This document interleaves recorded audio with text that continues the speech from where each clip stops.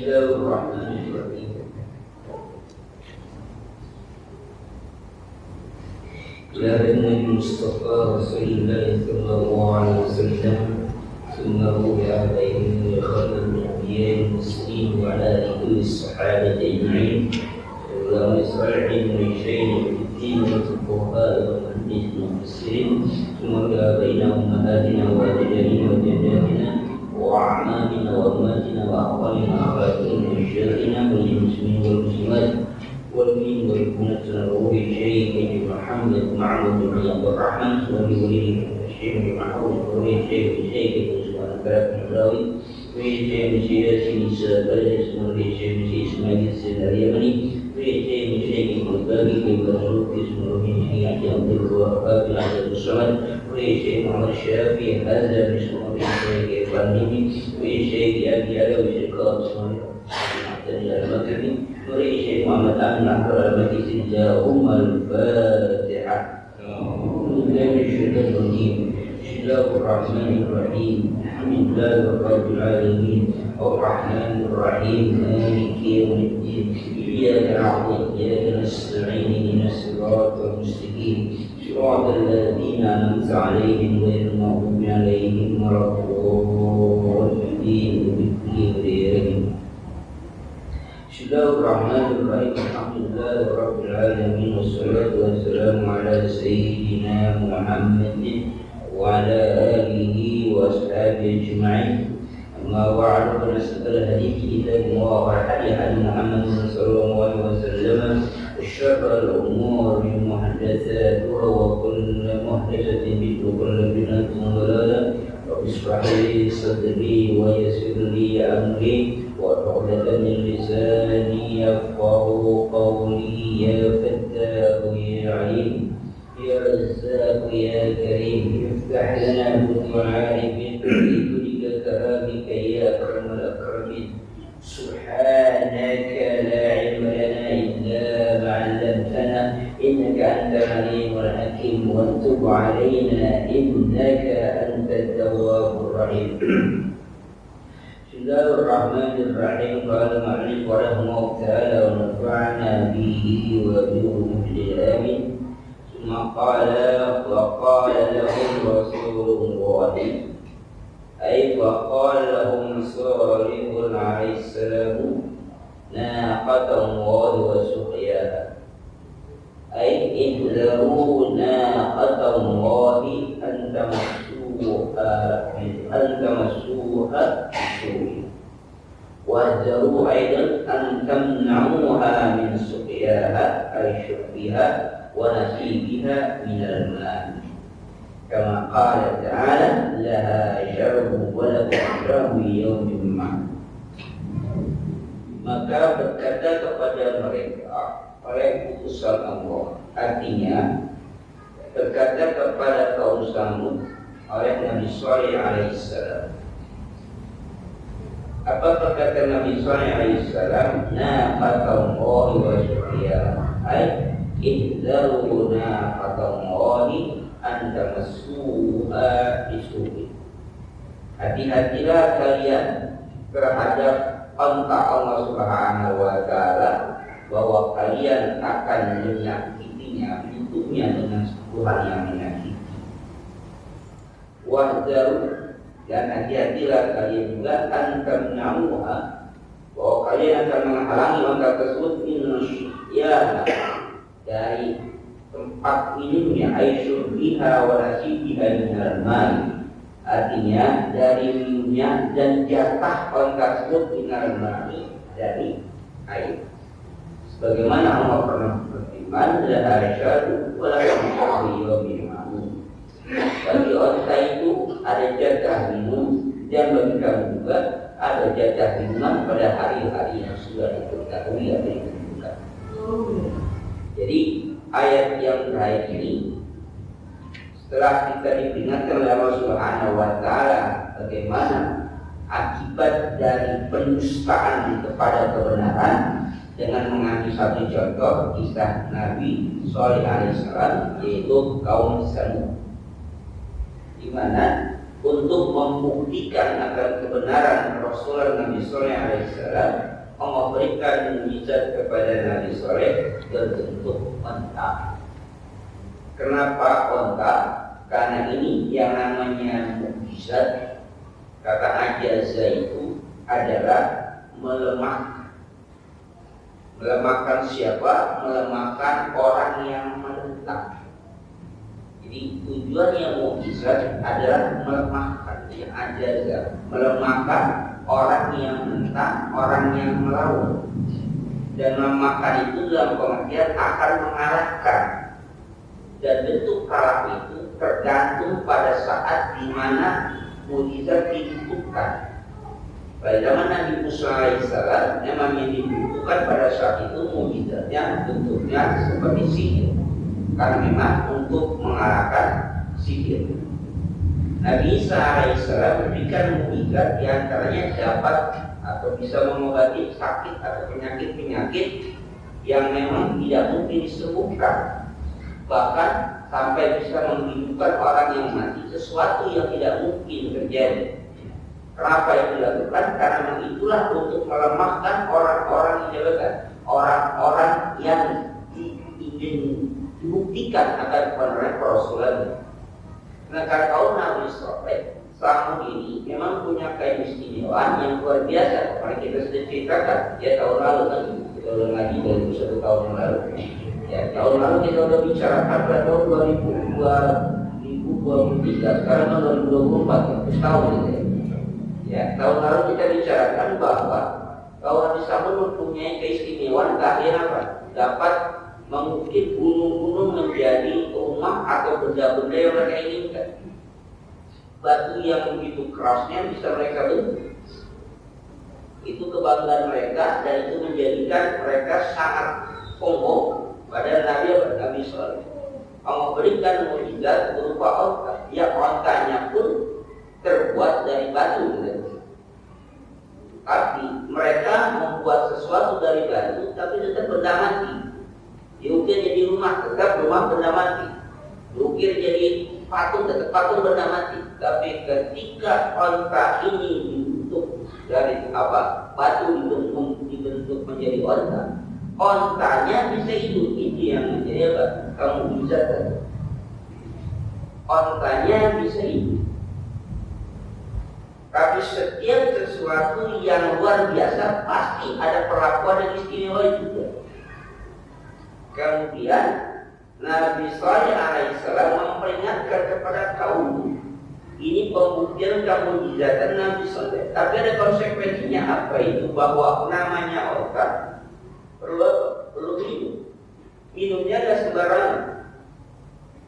Jadi diriwayatkan bahwa onta ini kalau minum 1 sumur, tapi dia minum saja 1 kali. Kan diriwayatkan kalau mereka katakan adalah asyabu wala usyabu yawmi ma'in. Bagi onta punya minum, kamu juga punya jatah minum pada hari-hari yang sudah ditentukan. Diriwayatkan hari ini onta minum air sumur, maka sumur itu kering. Diminum sama onta. Loh, manusia minum apa kalau begitu? Tetap Allah berikan. Diriwayatkan manusia minumnya susu ontanya. Nah, besoknya manusia atau para orang-orang kaum Samud nggak minum lagi. Ontanya besoknya nggak minum, tapi kaum Samud yang minum. Ontanya tapi susunya nggak bisa diperah. Terus bergantian macam itu. Nah, Nabi Saleh memperingatkan hati-hati, ini onta bukan onta sembarangan, onta mujizat. Nah, maka harus diperhatikan, jangan jangan kamu sakiti onta ini. Itu peringatan peringatan dari Nabi Saleh alaihissalam pada kaum. Apalagi wahdaru aidun antamnauha min suqya. Hati-hati, jangan dihalangi kalau dia minum. Artinya apa? Memang jatahnya harus minum habis-habis. Tapi dihalangi, memang itu perjanjiannya. Nah, perjanjian itu mungkin awal-awal itu tadi.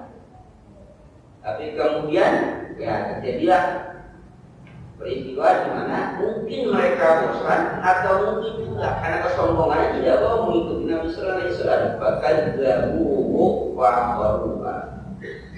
Bahkan zabuhu kemudian mereka mendustakan Nabi Saleh alaihissalam.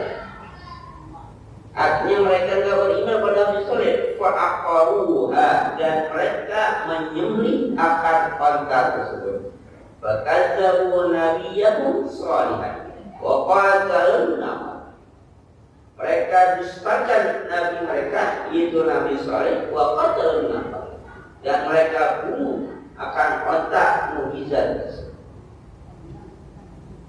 Ini ya. Jadi ini puncaknya. Walam yaltafitu ila tahdiri. Mereka sudah tidak peduli, sudah tidak memperhatikan lagi akan peringatan Nabi Saleh kepada mereka. Hati-hati, ini onta, mukjizat. Hati-hati, jangan dapat, jangan diganggu. Sudah tidak lagi. Walaupun istilahnya pelanggaran pertamanya itu, yang pelanggaran pertama, katanya mereka tidak puas. Kenapa? Karena harus minum susu 1 hari, kemudian air itu tidak dapat, air putihnya juga jernihnya. Besoknya itu ada riwayatnya mereka tidak puas di sana. Itulah manusia. Ya, manusia seperti itu. Padahal Allah cukupkan semuanya sesuai kebutuhan, tapi tidak terpuaskan bagi mereka. Allah cukupkan apa? Tidak zalim kepada mereka, cukupkan semuanya. Mereka dapat jatah minum 1 hari, ya. Itu manusia. Bani Israel dikasih apa? Dikasih makan dari surga, manna wa salwa. Dan Nabi Musa alaihissalam makan, minum, makan aja, yang udah makan, sekenyang-kenyangnya, jangan disimpan. Akhirnya dia simpan juga. Itu kan manusia. Semakin banyak larangan, semakin apa? Penasaran. Di dalam surga, seantero surga silakan apa saja makan, apa saja minum silakan. Tapi pesan Allah kepada Nabi Adam alaihissalam, kepada Hawa, katakan wala taqrabu hadhihi kalau ini jangan baik, jangan deketin. Tapi tetap aja itu yang menjadi sasaran. Itulah karakter manusia. Semakin dilarang, semakin penasaran. Maka kalau dalam dunia psikologi, anak itu jangan terlalu banyak larangan. Jangan ini, jangan terlalu banyak larangan. Kenapa? Semakin banyak larangan, kenapa? Penasaran, semakin dia langgar. Semakin banyak larangan, semakin dia langgar. Semakin ingin tahu dia kenapa saya dilarang. Kalau kita kasih contoh, ini misalnya, ini ada pemilu, kue bolu, kue dingin, kue pisang, kue banyak kue kuning. Terus yang ini jangan, yang ini jangan dibuka. Itu apa betul, kue bolu betul. Yang ini tengah-tengah jangan dibuka, ya silakan mau kenapa silakan dibuka dengan ada berapa. Yang ini jangan. Pesan jangan itu membuat apa? Penasaran. Apa pun enak, buruk enak, kue bugis enak. Apa ini dilarang? Dia penasaran. Ayo apa? Ini enak. Wah ini jangan yang paling enak. Akhirnya baik. Dia buka. Pas dia buka kosong. Apa kata yang tadi? Dia yang kosong itu gue bilang jangan dibuka, yang kosong. Tapi kenapa? Karena penasaran. Emang kosong jangan dibuka, dibuka. Ya. Itu penasaran macam itu. Jadi keinginan manusia itu terkadang satu karena penasaran, yang kedua karena kesombongannya. Nah, kalau kasus Nabi Saleh tidak puasa mereka, kenapa? Mereka diberikan barang tidak ada kekurangan apa-apa, tapi nafsu mereka yang tidak mau mengikuti perintah Nabi Saleh. Mereka nggak puas untuk apa? Untuk minum susu sehari, untuk minum air itu nggak puas. Tapi ontanya nggak bisa dilarang, tetap namanya binatang, tetap jatahnya dimakan juga. Nah, kata mereka jalan keluarnya gimana nih? Kalau gigit kita nggak kebagian air, dimakan dulu sama dia, sama onta ya. Apa? Diputuskan apa? Bunuh aja tuh onta. Apa? Faqaruha. Ibu walam yaltafitu ila tahdidi. Nggak perhatian lagi kepada apa? Peringatan Nabi Saleh alaihi salam. Kata hati-hati itu ada konsekuensinya. Maka fadamdama alaihim rabbuhum bidzambihim ay wa ahlakahum Allahu wa dammarahum an akhirihim bisababi ijramihim wa tughyanihim. Maka Allah siksa mereka.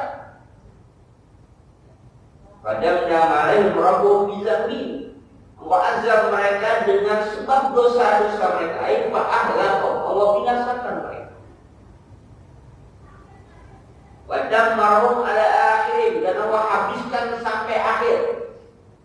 Bisababi ijramihim, karena dosa-dosa mereka. Wa tughyanihim, kezaliman mereka.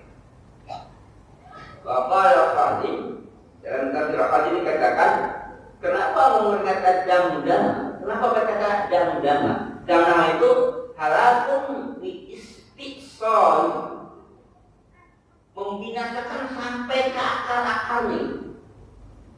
Jadi enggak tersisa. Kalau dam-dama itu, kalau kata halaka binasa ya sisanya. Tapi kalau pakai dam-dama itu sampai ke akar-akarnya itu habis binasa semua. Tidak ada yang tersisa.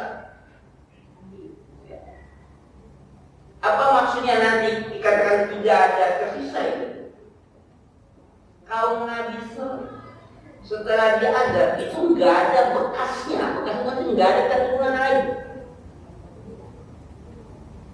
Nabi Musa alaihissalam kaumnya Bani Israil berapa kali? Kenapa? Karena peringatan Allah Subhanahu wa Ta'ala. Tapi tetap masih ada keturunan sampai sekarang. Tapi kalau pakai dam-dama itu setelah diazab nggak ada sisanya, habis semua. Kenapa? Pada dam. Kata dam itu halakun bi istiqsal, membinasakan sampai ke akar-akar. Kalau pohon ditebang muncul lagi tunasnya, itu bukan dam-dama, itu tapi kalau dam-dama ya baik, dicabut udah nggak akan tumbuh lagi, nggak akan bekasnya lagi, pakai dam-dama. Maka wal makna asbaqa alaihim wal azabu taba'an falam yanqalib innahum ahad. Artinya kata dam-dama asbaqa alaihim, rata semuanya kena azab. Falam yanqalib innahum ahad, tidak ada yang tersisa satu pun. Jadi kaum Nabi Saleh Samud itu dibinasakan, hancur semuanya, tidak ada yang tersisa. Bagaimana dengan anak-anak mereka? Sama. Anak mereka sama semuanya. Loh, kenapa mereka tidak berdosa? Allah menimpakan azab pada satu kaum itu merata semuanya. Kalau memang kemungkaran itu sudah merajalela pada kaum. Jadi kalau sudah merajalela kemungkaran, maka mau azab satu kampung kena semuanya. Mau yang benar, mau yang nggak benar, mau yang rusak, mau yang baik, kena semua. Jadi Aisyah radhiyallahu anha pernah berkata, ya Rasulullah, bahkan mereka nggak kenapa-napa. Kenapa disiksa? Kata Rasul, bukan disiksa, tapi dikenakan azab pada saat mereka bersama orang-orang yang melakukan kemungkaran.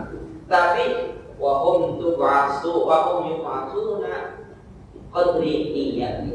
Nanti mereka dibangkitkan dengan ukuran niat masing-masing. Tapi ketika diazab semuanya kena rata. Karena Allah bilang, dimanapun berada, ketika kemaksiatan, kemungkaran merajalela, maka azab turun secara merata. Sekalipun ada yang benar, ada yang baik, ada yang soleh, ada yang alim, tapi kalau sudah kemungkaran merajalela, maka apa? Maka ada turun. Semuanya kena. Mau yang kecil, mau yang gede, mau yang cakap, mau yang ibadah, mau yang soleh, semuanya kena. Kenapa? Kok kena? Mereka kan nggak apa-apa, nggak dosa apa-apa. Iya, karena salah satunya adalah walaupun mereka nggak berdosa, tapi diamnya orang terhadap kemungkaran yang terjadi sama dosa. Atau nggak bisa berbuat apa-apa, maka harus mengatakan man ra'a minkum munkaran falyughayyirhu biyadihi. Fa illam yastati' fa bilisan, fa illam yastati' fa biqalbi, wa dzalika ad'aful iman. Idza ra'a minkum munkaran, kalau lihat kemungkaran falyughayyirhu biyadihi. Ubahlah dia dengan tangan kamu, dengan kekuasaan kamu. Ingat di sana hadis mengatakan falyughayyir, ubah. Kenapa Rasul nggak katakan hentikan, tapi kata-kata ubah? Kenapa kata hentikan itu enggak? Kata falyughayyir, ubah. Kalau ubah itu suatu perubahan dari suatu bentuk ke bentuk yang lain berubah.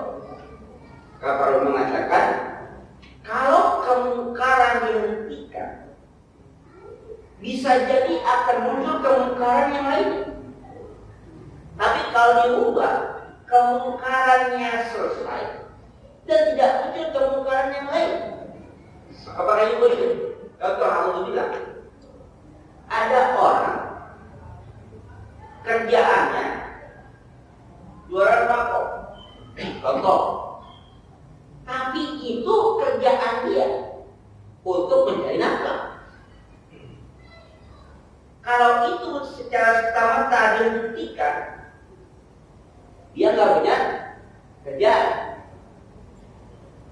Dikhawatirkan jualan pakong yang dihentikan, diperampok. Lah heran. Maka dikatakan falyughayyir, rubah. Tadinya dia jualan pakong, kenapa kok nggak? Karena alhamdulillah. Mudah-mudahan nggak dapat semua. Dengar aja. Nggak bisa kena kan? Nggak ya? Nggak bisa kalau nggak kena. Kalau kena mau berbahaya ya. Kalau dihentikan, maka dia akan berbuat kemungkaran yang lebih besar. Maka juga silakan hentikan, tapi ini ke mata pencarian saya. Ya, ganti pencarian Anda dengan cara berdagang yang lain. Apa? Dagang gorengan misalnya.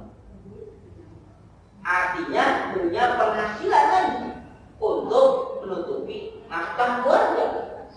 Kalau dihentikan, khawatir macam itu.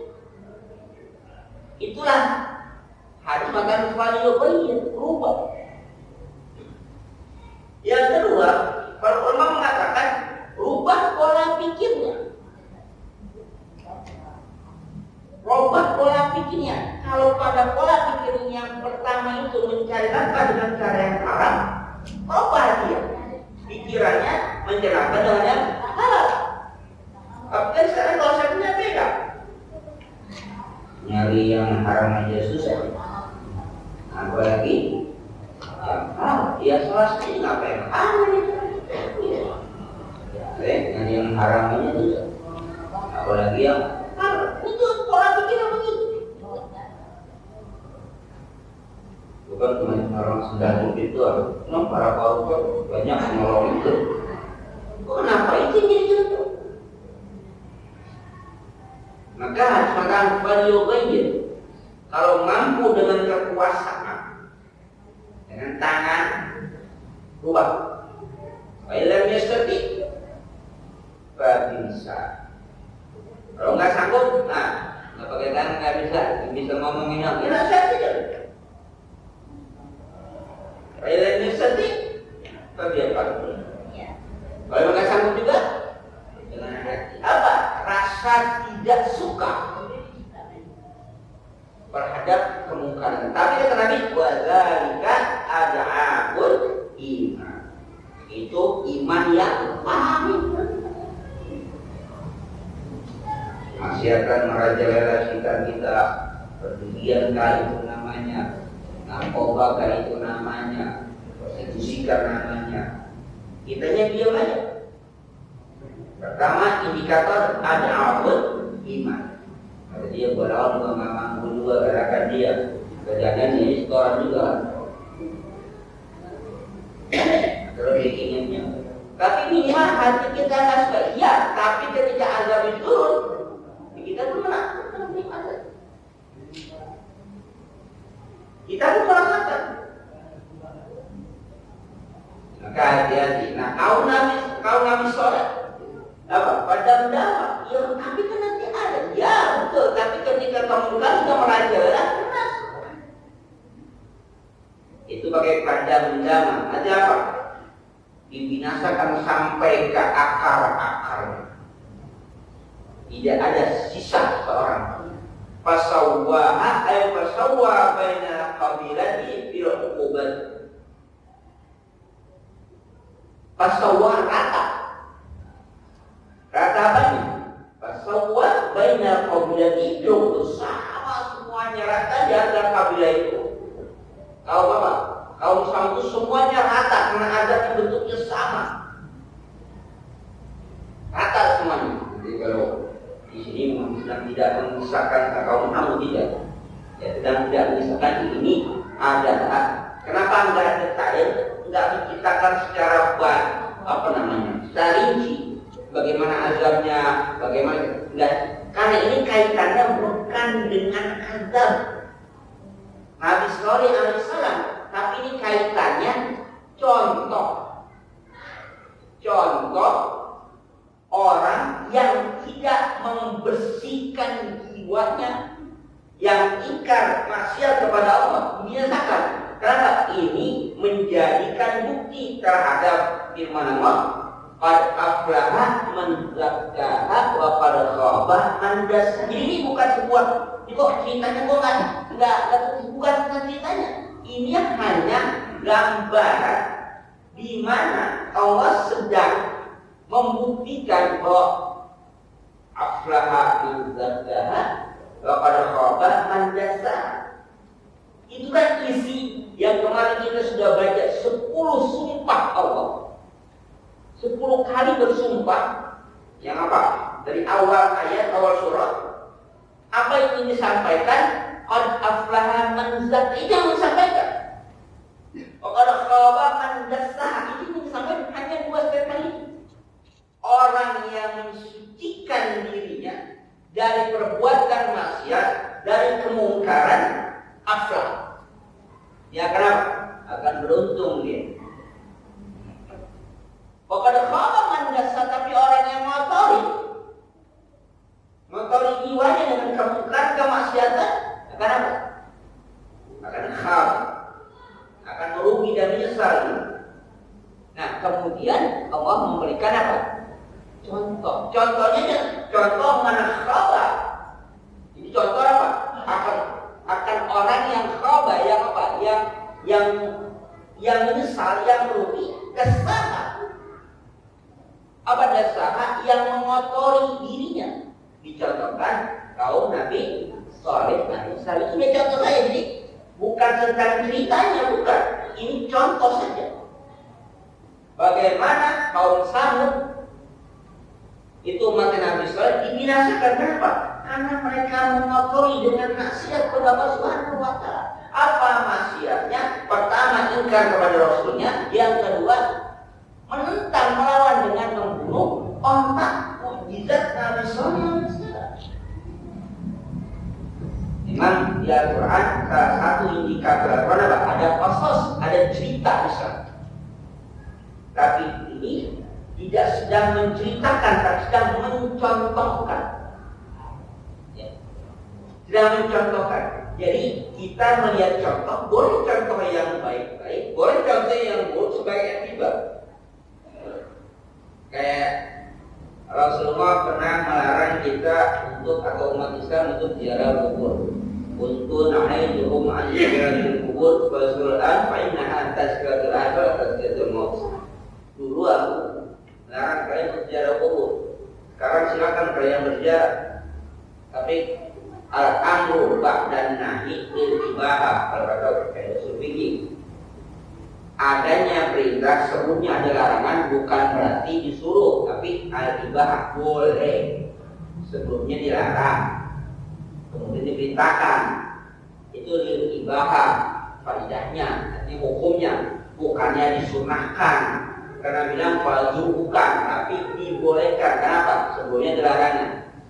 Oke, ada tujuan ya, kira tujuannya litazkiratul akhirat, ada litazkiratul maut. Untuk ingat mati, untuk ingat akhirat. Tujuan jalan kubur ingat mati atau ingat akhirat.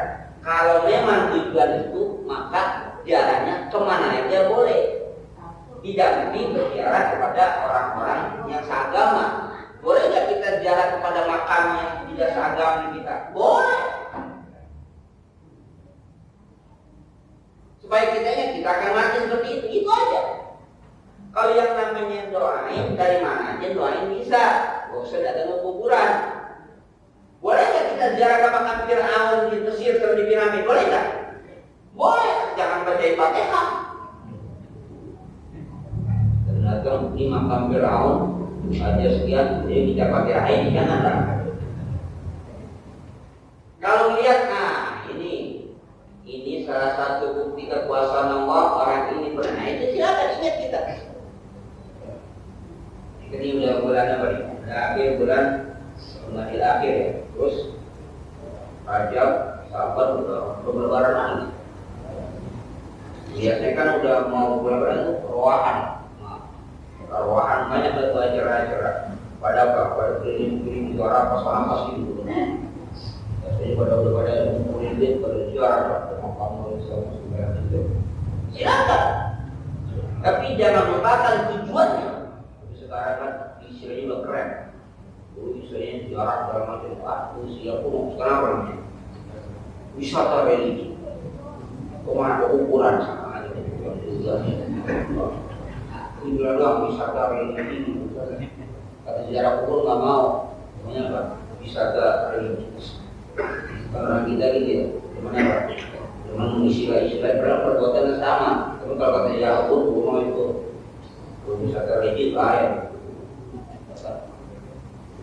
Kenapa nggak ngaji? Sakit apa? Kayaknya ini ada umur jinak di tangan. Masya Allah, ya enggak. Gimana? Itu cara itu udah. Coba lihat, itu apa? Itu habis kena bedah operasi kecil. Ini membuka tubuh jinak, namanya bisul. Nggak mau kata bisul, nggak keren. Terus kemarin dia bedah ringan, operasi ringan. Ini mah dikit nggak mau Pak. Maunya Pak keren. Penyakit kencing manis sudah keren, tapi diabetes keren, diabetes mellitus keren. Ya, itu ada. Ya silakan. Tapi ingat tujuannya apa? Kehadiran untuk apa? Ingat mati. Ada orang daerah ingat mati. Jarak jauh-jauh dari daerah ke Blitar ke makam Bung Karno sana, ke Kopo Pamato. Pulang yang ingat apa? Islam kulit. Iya, terkena apa sudah kulit kan? Hidup dia terus sudah kulit, tas kulit, kulit semua. Kurang mobil buat ini, buat apaan? Ingat mati, apa? Ingat mati. Ingat siapa? Beliau oleh. Jadi ziarahnya tidak. Ya anak-anak studi itu apa? Studi belajar itu jalan-jalan. Yang studinya mana? Turnya doang kan? Ya, artinya semua itu ingat-ingat mati silakan boleh. Datang dan katanya juga ini. Kalau Samud ada peninggalannya, ada sejarahnya. Silakan lihat. Boleh pesan. Kalau di mana itu kata di Yordan dalam macam. Penting yang sudah pernah kesana sudah lihat apa bangunan-bangunan yang mogah-mogah itu kan gunung-gunung itu. Silakan. Tapi apa? Untuk ibrah, untuk membelajar bagi kita bahwa hidup akibat orang-orang yang berdusta, orang-orang yang menzalimi diri mereka sehingga Allah azab dan macam ini. Kita berlindung supaya apa? Jangan seperti silakan. Yang penting menjadi apa? Pembelajaran. Kan terkadang pembicaraan atau kisah dalam Al-Quran terkadang bukan tidak menyentuh, sulit untuk kita pahami karena bahasanya kita nggak ngerti. Tapi ketika dia disampaikan dalam bentuk visual, misalnya difilmkan dalam itu kadang-kadang apa? Tersentuh gitu. Ketika difilmkan sampai nangis, banyak orang baru nangis, ngantuk iya. Tapi ketika difilmkan, silakan nggak apa. Disuruh ngapal iktarin khamsan qabla khamsin, gitu kan? Hadis, iya. Tapi dia dinyanyiin nasyid oleh nasyid Rehan dari apa tuh? Dari Malaysia, apa mereka? Ambillah 5 perkara sebelum datang 5 perkara ini. Karena hadis itu. Ketika dilakukan, mereka kan kadang-kadang itu. Jadi mengambil etibar, pembelajaran boleh, silakan.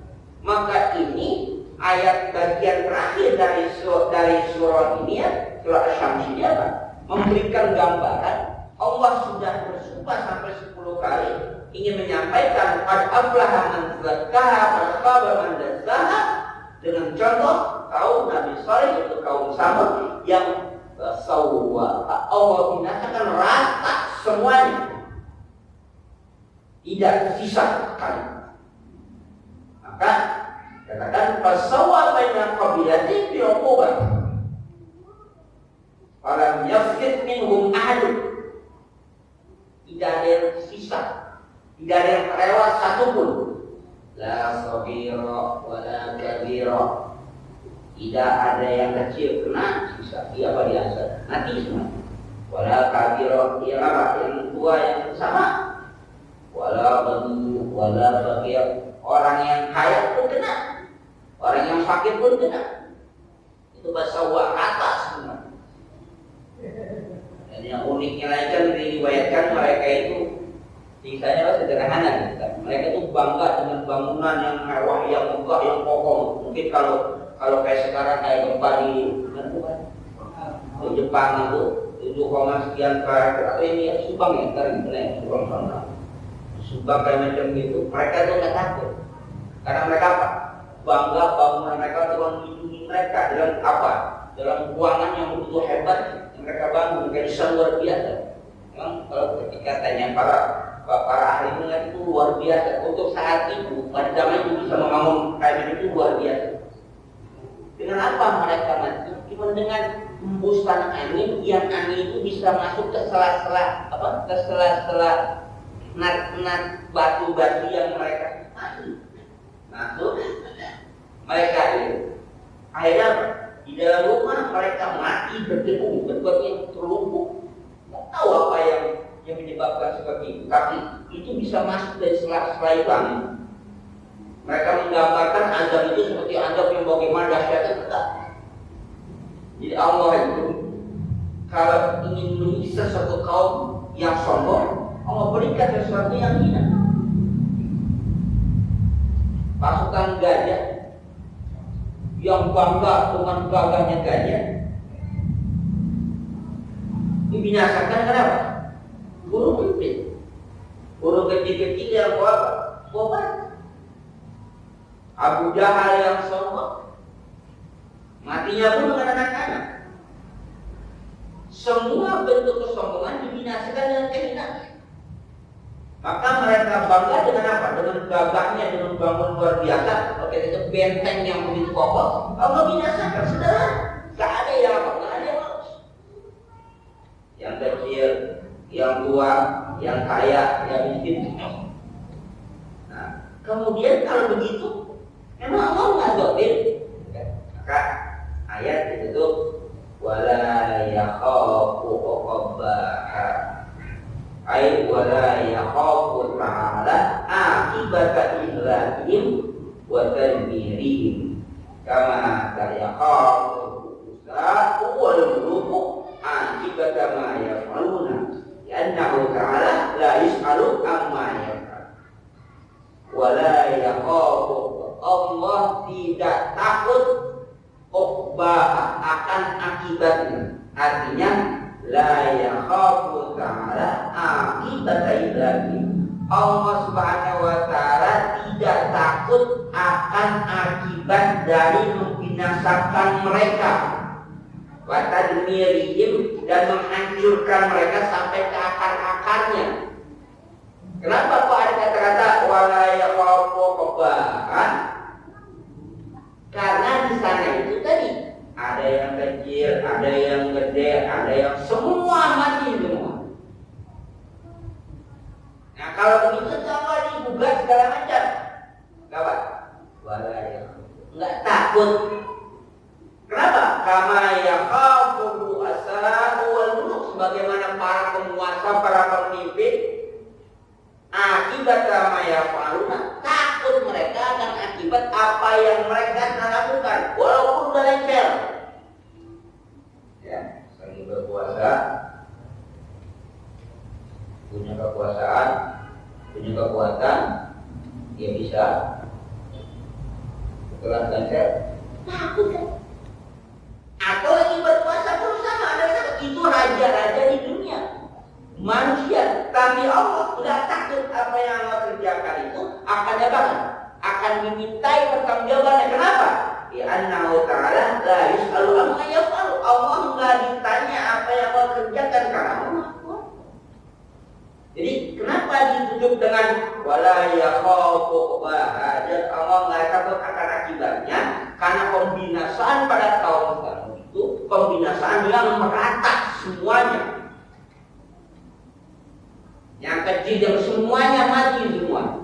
Nah, ini kan kalau kayak macam begini berarti kan mungkin ada yang baik, mungkin ada yang benar. Itu bagaimana? Kalau hadis Nabi yang lainnya katakan bahum yuf'asuna biqadri niyyatihim. Akan biqadri niyyatihim. Mereka akan dibangkitkan, ya, nanti apa? Dengan kadar ukuran niat masing-masing. Tapi ketika dibinasakan, binasakan semua. Itulah kalau Allah turunkan azab macam itu. Dan kita pernah gambarkan kalau memang di situ lagi ada nyambung ayam, ngadu ayam, ketika digerebek oleh Satpol PP, digerebek oleh polisi, kan kena semua, diangkut semua. Kita di kantor itu ada baik. Bisa-bisa, kamu siapa? Oh, ini yang punya tanah yang nyiapin sebelah sini 2 bulan. Kamu siapa? Nah, ini yang megang liter sebelah sini. Ini yang punya ayamnya tuh. Kamu ngapain? Apa cuma lewat doang? Bukan, itu nasi beli dulu. Nanti ya, kan gitu. Tapi sebelum itu apa? Ya angkat semua. Itu kira-kira gambaran sederhananya. Nah, ketika Allah azab kaum Tsamud, semuanya kena, maka akan ada pertanyaan. Kalau begitu, Allah bertanggung jawab nanti. Allah la yakhafu uqbaha. Enggak akan takut akan akibat dari apa? Dari amalan. Kenapa? Karena Allah Subhanahu wa Ta'ala la yus'alu amma yaf'alu. Allah enggak akan apa? Enggak akan dimintai pertanggungjawaban, enggak akan ditanya siapa yang mananya Allah. Tapi Allah Maha Adil. Allah Maha Adil. Nah, keadilan itu nanti akan apa? Akan memberikan. Jadi kairan, kalau kemaksiatan itu merajalela kita tidak berbuat apa-apa, maka ketika turun azab, apa? Kita harus mau menerimanya. Kenapa kok kita kena? Padahal kita nggak bermaksiat, padahal kita nggak melakukan perbuatan jelek. Iya, tapi karena kemungkaran depan mata kita apa? Nggak cegah, dibiarkan. Padahal kampung kita iya, tapi nggak ada baik, nggak dihalangi. Ketika kampung itu kena, ya kena semuanya. Maka dulu kan ada ulama Padang almarhum itu mengatakan kalau ada orang mabok gitu, mabok, domelin, kena. Gua mabok mulut gua, gua beli, gua minum duit gua. Gua kira gua yang ngapa lo yang sewakan diri kan? Iya benar, ini dulu. Yang mabok dulu, yang kena dosa juga dulu, nyungsep juga dulu. Tapi kira kena ada, gua kena gitu. Ya gitu, benar. Tapi kira kena ada, gua kena itu masalah. kadang-kadang logikanya kan sederhana begitu gitu kan ya. Ngapain sih dia apa? Oh, usah lihat aja. Kalau dia mau berdiri.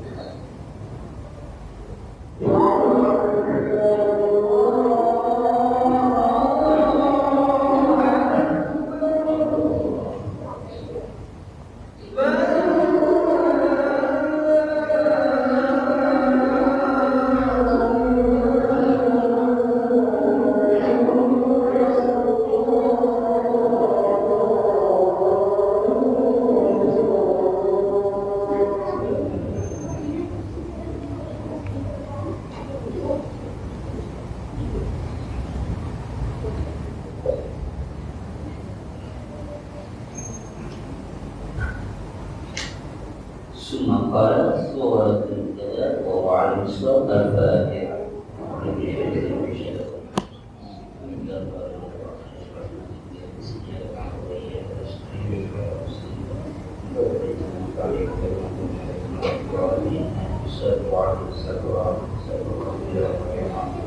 Bismillahirrahmanirrahim. Alhamdulillah ya Rabbana alhamdulillah wa sultani. Allahumma salli ala sayyidina Sayyidina Muhammad wa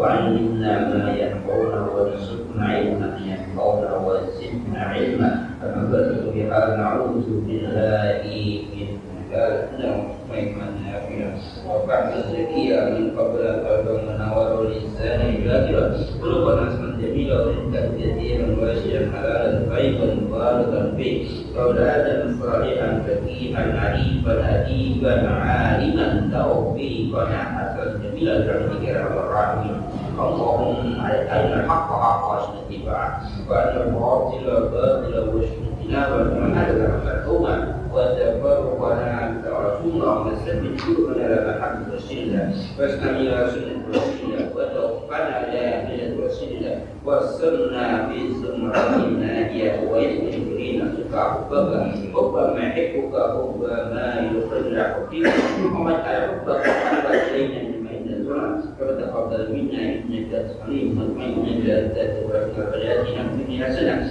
وفي الاخره حسنه صلى الله على سيدنا محمد وعلى اله وصحبه وسلم ان جاء يكون سر المرسلين والحمد لله رب